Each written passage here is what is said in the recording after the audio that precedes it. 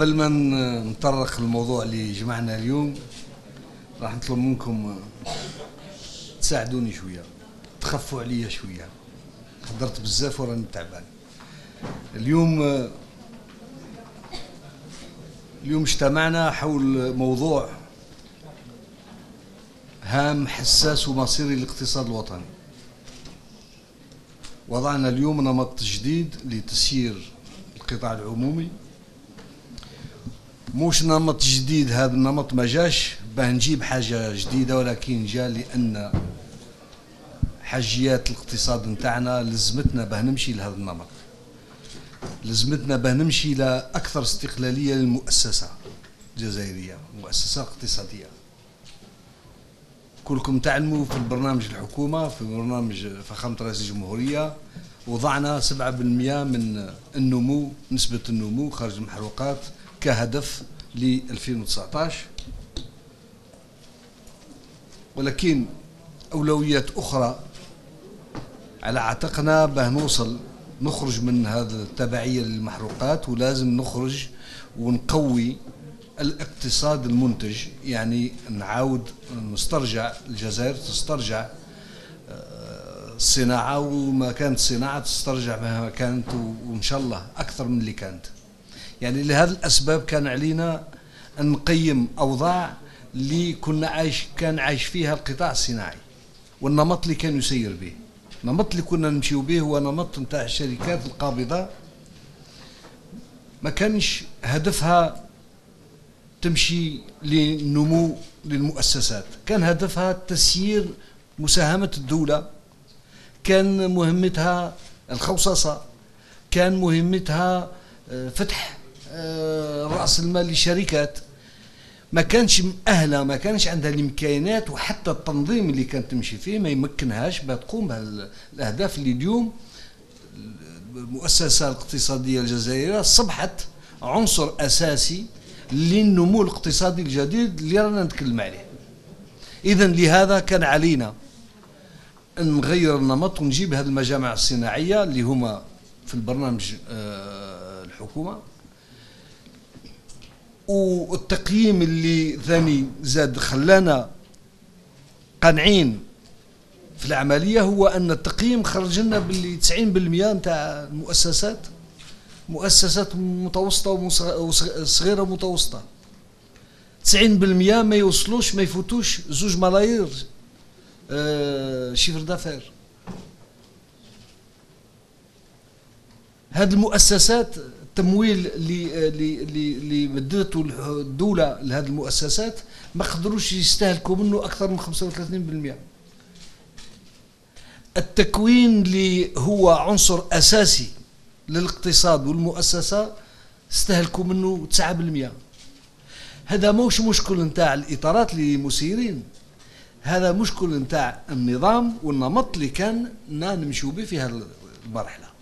ولهذا كل الأسباب خلتنا أن نأتي بنمط جديد لنحي ما بين الدولة مالكة والمؤسسة، ما نخلي حتى وسيط.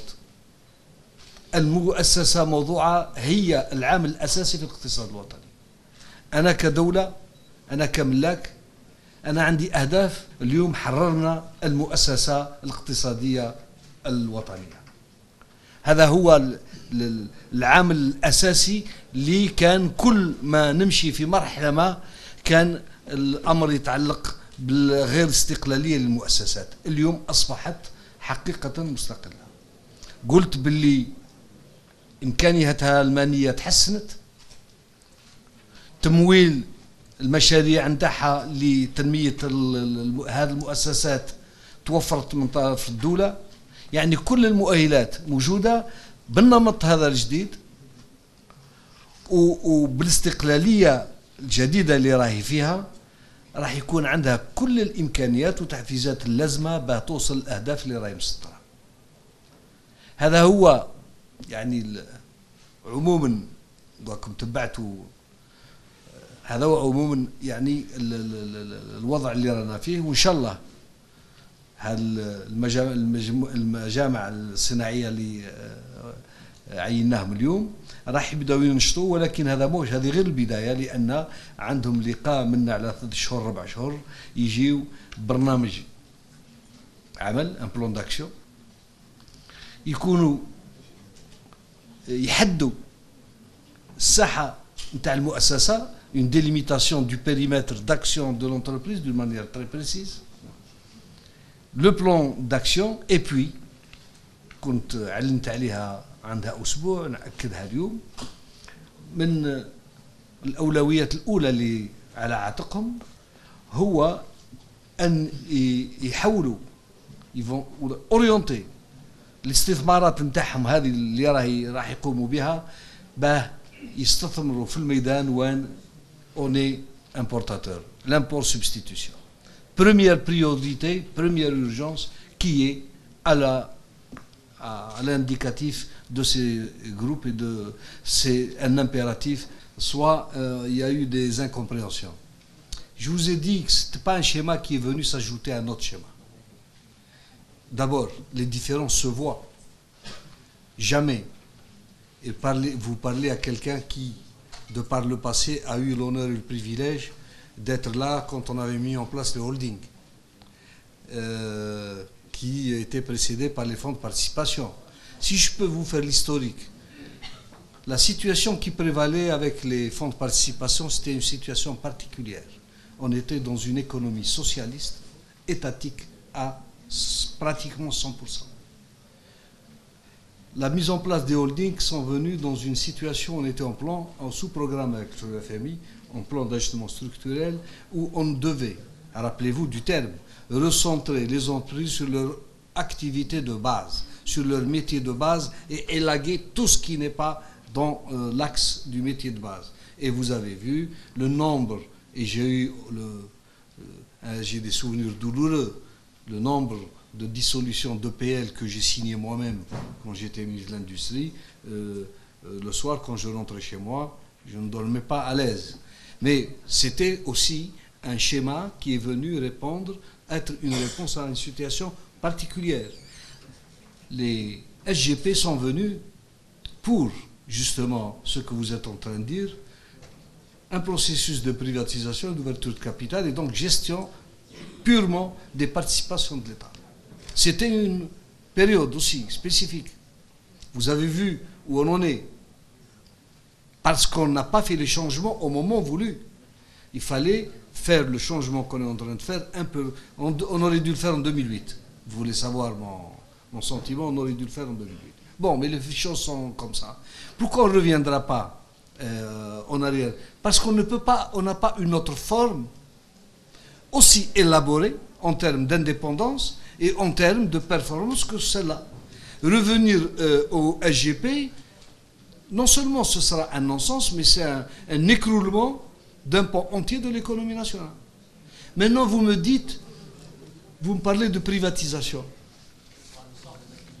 Non, non, je vous ai dit tout à l'heure, l'acte ou l'exercice délicat qui va être fait par les nouveaux managers et l'expertise qui sera accolée vont délimiter les périmètres.